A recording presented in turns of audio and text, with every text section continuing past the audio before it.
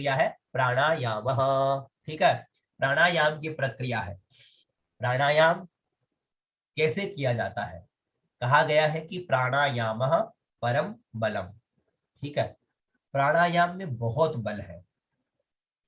आप लोग सुनते हो कि पहले के जमाने में प्राणायाम के माध्यम से बड़े बड़े सिद्ध जो संत है, सिद्ध ऋषि मुनि है, वो कई वर्षों की समाधि लगा करके बैठ जाते थे। प्राणायाम के बल से ही वो अपनी सारी ग्रंथियों का भेदन करके उस परम ग्रंथि यानी ब्रह्म से उनका साक्षात्कार हो जाता था।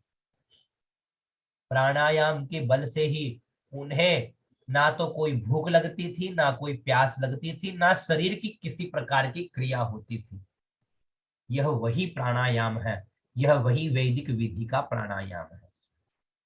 आज इसका जो भाव है या इसकी जो क्रिया है वो धीरे धीरे धीरे धीरे लुप्त होती जा रही है। लेकिन प्राणायाम परम बलम, ये हमारे शरीर को शुद्ध ही नहीं, हमारे शरीर को सही ही नहीं, बल्कि ये हर प्रकार से हमारी क्रिया को भी ठीक करता है। ठीक है ना?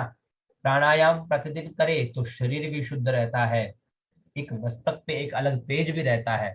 ठीक है, यही प्राणायाम जब हम संध्योपासन करते हैं तो उसमें भी आता है। ठीक है ना? तो प्राणायाम की क्या विधि है? प्राणायाम पूरक, कुंभक और रेचक क्रमेण त्रिवारम कुरियात। है ना? पूरक, कुंभक और रेचक। पूरक क्या है वो देखिए। पूरक का मतलब है दाएं हाथ के अंगूठे से नाक का दाया छेद बंद करके ऐसे हमने छेद बंद किया, फिर बाएं छेद से, इस छेद से हम श्वास अंदर लेते हैं ऐसे, श्वास अंदर ले, फिर कुंभक क्रिया आ जाती है। कुंभक में दाएं हाथ की छोटी अंगुली से दूसरी अंगुली द्वारा बायां छेद भी बंद करके श्वास को अंदर रोके। पहले पूरक क्रिया में हमने श्वास खींची, फिर अंगूठा तो लगा हुआ है ये, फिर हम ये दोनों अंगुलियां और लगा लिए।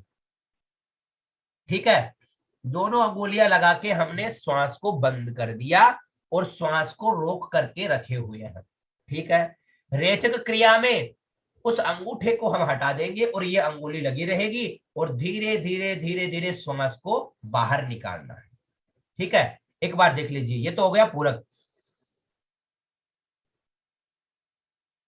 बंद किया, ये हो गया कुंभक। ठीक है, फिर अंगूठा हटा दिया और धीरे धीरे छोड़ते गए, ये हो गया रेचक। ठीक है, तो पूरक, कुंभक, रेचक ये क्रिया हो गई। अब इन क्रियाओं में हमें करना क्या है वो भी देखिए। एक ये मंत्र है, पहले इस मंत्र का आप लोग उच्चारण करिए। ओम भूः, ओम भुवः, ओम स्वः, ओम महः, ओम जनः, ओम तपः, ओम सत्यम, ओम, फिर ये गायत्री मंत्र आ गया। ओम तत्सवितुर्वरेण्यम भर्गो देवस्य धीमहि धियो यो नः प्रचोदयात्। ये गायत्री मंत्र आ गया। फिर उसके बाद में आ गया ओम आपो ज्योति रसो मृतम ब्रह्म भूर्भुवः स्वरोम। ठीक है, ब्रह्म भूर्भुवः स्वरोम, ये मंत्र आ गया। इसमें क्या करना था कि देखिए, एक मिनट, हाँ, पूरक, पूरक में जब हम श्वास अंगूठा लगा करके श्वास खींच रहे थे तब हमें ये मंत्र बोलना है। ओम भू, ओम भुव, ओम स्व, ओम मह, ओम जना, ओम तप, ओम सत्यम। ये 3 बार बोलना है और 3 बार बोलते हुए अपने नाभि में, ठीक है, अपने नाभि में, नाभि के स्थान पर हमें ये भाव करना है, ये ध्यान करना है कि नाभि में हमारे भगवान विष्णु जो है वो आकर के वहां बैठ गए हैं। भगवान विष्णु का ध्यान नाभि में करते हुए, श्वास खींचते हुए इस मंत्र को 3 बार उच्चारण करना है। फिर कुंभक क्रिया में श्वास को बंद करके, श्वास को रोक करके गायत्री मंत्र को 3 बार बोल करके हृदय में भगवान ब्रह्मा जी का ध्यान करना है, हृदय के मध्य, है ना? ये जो बीच का स्थान है, जो अपनी हड्डियां हैं इसकी, जिससे अपन पसलियां बोलते हैं, इसके बीच में देखिए यहाँ एक वो है, एक जगह है खाली। इस जगह को, इस बीच की जगह में हमें भगवान ब्रह्मा जी का ध्यान करना है, गायत्री मंत्र का उच्चारण करते हुए, श्वास को रोकते हुए। फिर रेचक क्रिया होती है जिसमें हम श्वास को धीरे धीरे छोड़ते हैं और ओम आपो ज्योति रसोमृतम ब्रह्म भूर्भुवः स्वरोम, इसको 3 बार बोलते हुए मस्तक में यहाँ पर हम भगवान शंकर जी का ध्यान करते हैं, भगवान शंकर जी का ध्यान करते हैं। ये प्रक्रिया हो गई। तो ये प्रक्रिया समझ में आई पवन जी पाठक? समझ में आई सर। ये सांस लेते लेते मन में बोलना है सर? मन में बोलना है, बोलना मन में है। और पूरक में अपन को श्वास खींचते हुए भगवान विष्णु का ध्यान करते हुए नाभि में ओम भू ओम भुव ओम स्व ओम मह ओम जन ओम तप ओम सत्यम, इसको 3 बार बोलना है। कुंभक पहले क्रिया में पूरा खत्म करना है सत्यम तक, फिर दोबारा 2 बार, फिर 3 बार। 3 बार, 3 बार करना है हमें।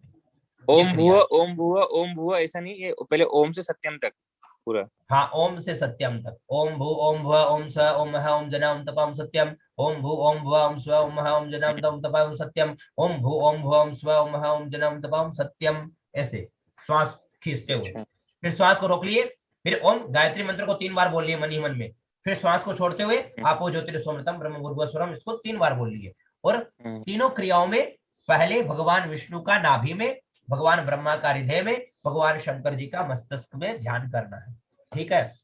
ठीक है गुरु जी। और एक बात और जानकारी के लिए बताते हैं कि आप लोगों को पूछे कि भाई लोक कितने होते हैं, तो हम बोलते हैं कि 14 लोकों का ये भुवन मंडल है। ठीक है? तो 14 लोक कौन कौन से हैं? जिसमें ऊपर के जो लोक है, इस धरती से ऊपर के जो लोक है वो यही लोक है। प्रथम ओम भूः, प्रथम लोक का ये नाम है। द्वितीय लोक का नाम है ओम भुवः, ओम स्वः, ओम महः, ओम जनः, ओम तपः, ओम सत्यम। ये 7 लोक ऊपर है, उन 7 लोकों का नाम है ये। अच्छा। हाँ, सत्य लोक बोलते हैं ना हम, भगवान जहां विराजमान होते हैं, सत्य लोक यानी वैकुंठ हो गया ये। ओम सत्यम। ये 7 लोक तो ऊपर है। ओम भू ओम भुव ओम स्वः ओम महः ओम जनः ओम तपः ओम सत्यम, ये 7 लोक ऊपर है। अच्छा, 7 लोक नीचे कौन कौन से हैं? अतल वितल सुतल तलातल रसातल महातल पाताल, ये 7 लोग नीचे है। ये 7 लोग नीचे हैं और ये 7 लोग ऊपर है। ठीक है ना? ये भी आपके लिए बहुत जानकारी का विषय है। तो ये जानकारी मिली प्राणायाम के अंदर है। तो जब हम प्राणायाम की क्रिया करते हैं तो धीरे धीरे देखिए क्या होता है। अब इसी के अंदर देखो ये तत्व छुपा हुआ है ना? इसको आप पढ़ोगे ना प्राणायाम के विषय में, तो आपको ज्ञात होगा कि वास्तव में क्या है।